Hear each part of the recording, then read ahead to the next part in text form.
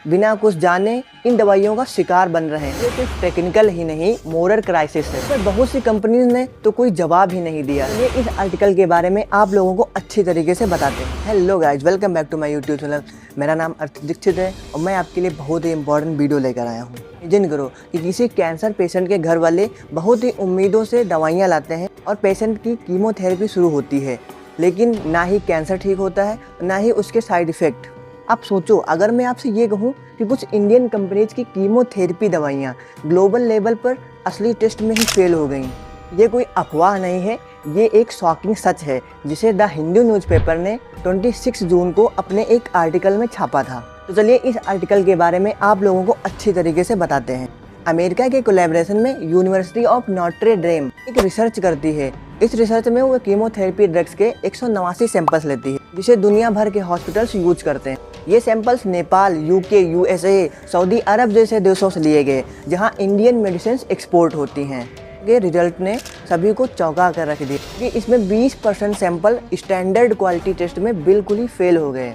कि हर 5 में से एक कीमोथेरेपी दवाई या तो इतनी कमज़ोर थी कि कोई असर ही नहीं होता, या तो इतनी स्ट्रांग थी कि पेशेंट की बॉडी को नुकसान हो सकता था। इस रिसर्च में एक इंडियन कंपनी वेनस रेमेडीज की साइक्लोफॉस्फेमाइड के 8 सैंपल्स टेस्ट होते, इसमें से 6 सैंपल्स में एक्टिव ड्रग 50% से भी कम था। एक सैंपल तो सिर्फ 26% की पोटेंसी का था।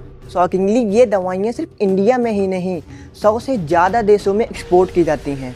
मलावी, केन्या और नेपाल जैसे देश जिनके पास इन दवाइयों को टेस्ट करने के लिए कोई फैकल्टी ही नहीं है, वहाँ के पेशेंट बिना कुछ जाने इन दवाइयों का शिकार बन रहे हैं। वहाँ के डॉक्टर्स का बस यही कहना होता है कि कीमोथेरेपी चल रही है लेकिन रिजल्ट नहीं आ रहा है, या तो पेशेंट की हालत और भी बिगड़ती जा रही है। यहाँ पर इंडियन कंपनी वेनस रेमेडीज का कहना है कि शिपिंग के टाइम उन ड्रग्स टेम्परेचर 15 डिग्री सेल्सियस से 30 डिग्री सेल्सियस के बाहर चला गया होगा, इसलिए उनकी पोटेंसी कम हो गई है। वहीं पर बहुत सी कंपनीज ने तो कोई जवाब ही नहीं दिया है। एक्सपर्ट्स का कहना है कि अगर दवाई का फार्मूला थोड़ा भी वीक हुआ और पैकेजिंग प्रॉपर नहीं है तो दुनिया के किसी भी कोने में पेशेंट सफ़र ही करेगा, वो ठीक नहीं होगा।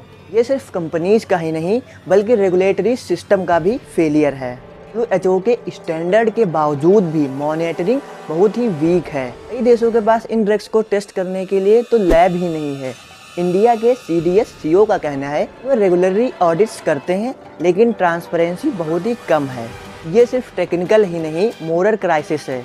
मेरे दोस्तों, कैंसर एक बहुत ही भयंकर बीमारी है और कीमोथेरेपी एक बहुत ही सेंसिटिव प्रोसेस। अगर दवा ही कमज़ोर होगी तो पेशेंट कैसे ठीक हो सकता है। यहाँ पर सबसे इम्पॉर्टेंट बात तो ये है कि इंडिया दुनिया का फार्मेसी ऑफ द वर्ल्ड है, लेकिन अगर यहाँ पर क्वालिटी कंट्रोल नहीं होती है तो ये भरोसा भी टूट जाएगा। हर सिटीजन, डॉक्टर और पॉलिसी मेकर को जागरूक रहना होगा। यहाँ पर सही मॉनिटरिंग, स्ट्रिक्ट टेस्ट और पब्लिक अवेयरनेस की बहुत ही ज़रूरत है। अगर आपको ये वीडियो यूजफुल लगा हो तो लाइक शेयर ज़रूर करें ताकि ये बात ज़्यादा से ज़्यादा लोगों तक पहुंच सके। आप भी जागरूक बने और अपने आसपास लोगों को भी जागरूक करें। ऐसे ही रिसर्च बेस्ड वीडियो और समझदारी के लिए मुझे सब्सक्राइब कर लीजिए। मैं बहुत जल्द ही अगले वीडियो में मिलता हूँ।